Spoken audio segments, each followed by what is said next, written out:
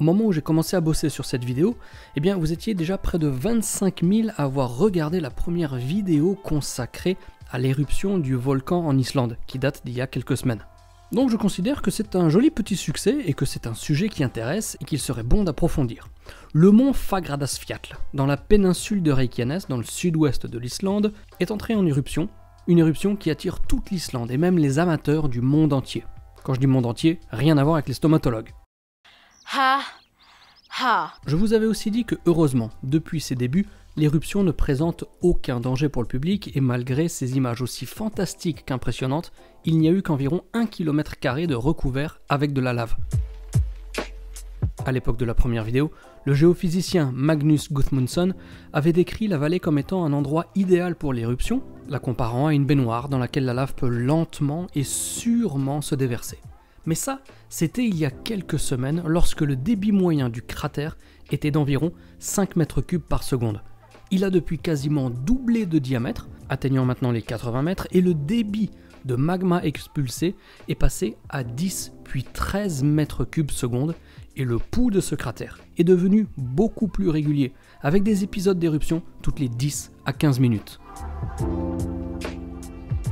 Vous l'avez compris les amis, la situation a grandement changé et elle n'a rien à voir avec ce dont je parlais dans la première vidéo. Quand on voit ces images, on voit une coulée de lave qui avance inexorablement, mais on ne se rend pas vraiment compte de l'échelle de tout ceci. Pour vraiment se rendre compte de la hauteur et de l'immensité de cette éruption, plutôt soft, je le rappelle malgré tout, il suffit de voir les images tournées par des habitants de Reykjavik, la capitale située à 40 km de là. Jugez plutôt.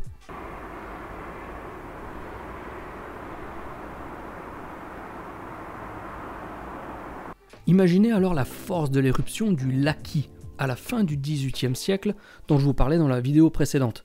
Le Laki n'avait évidemment pas déversé sa lave aussi paisiblement que ne le fait actuellement le Fagradalsfjall.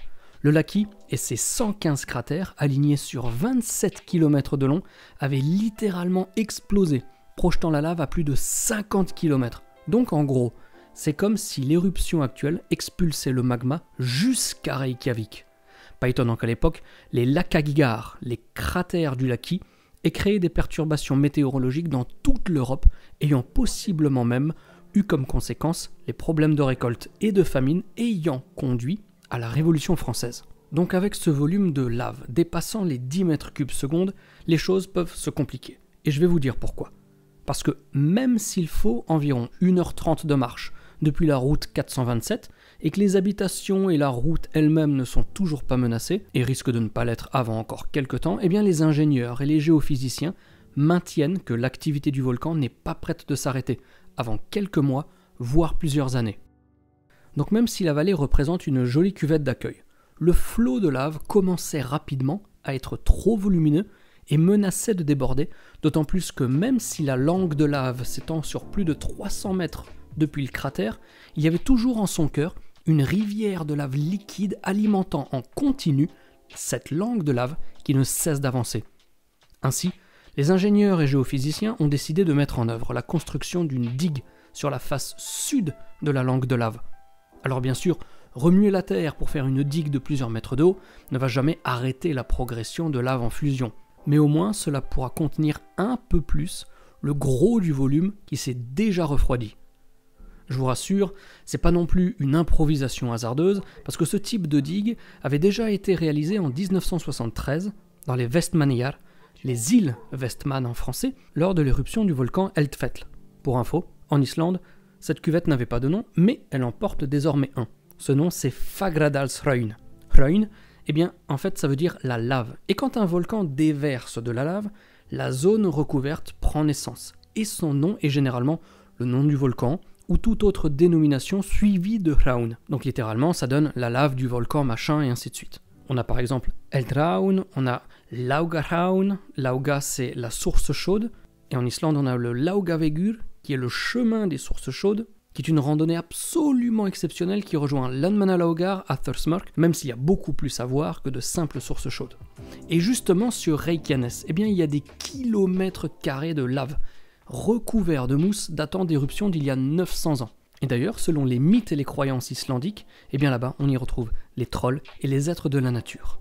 Mais concernant cette éruption, même si le plus gros du volume qui s'est déjà refroidi sera probablement contenu par cette immense digue au sud de la langue de lave, comme je vous l'ai dit, il reste une rivière de lave en fusion et elle va forcément chercher à se faire la malle et percer par ailleurs. Et c'est ce qu'elle avait déjà commencé à faire, en tentant de percer sur la partie est de la langue de lave, du côté de Neuthai, qui signifie le lieu de la nuit.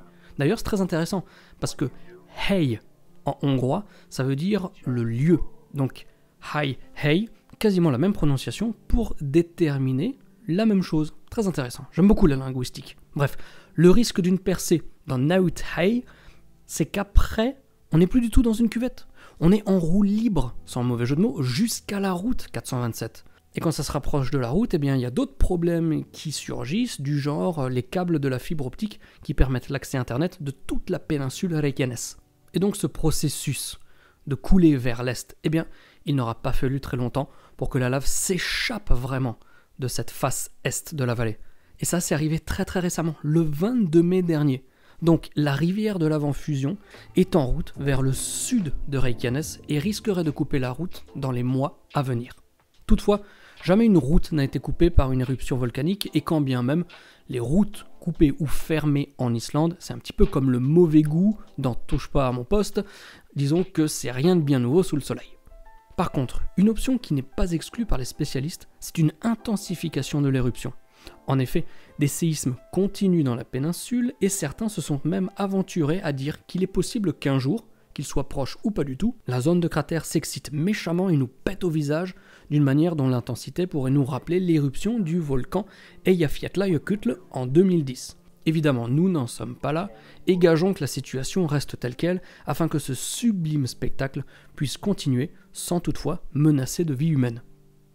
En vous donnant rendez-vous à la prochaine vidéo, les amis, soyez sûrs que je prendrai encore le temps et l'immense plaisir de partager avec vous toutes les news concernant ce volcan et son éruption. D'ici à ce que je vous retrouve pour d'autres vidéos non islandaises, comme toujours, portez-vous bien et surtout, n'oubliez pas de garder la passion. Ciao ciao.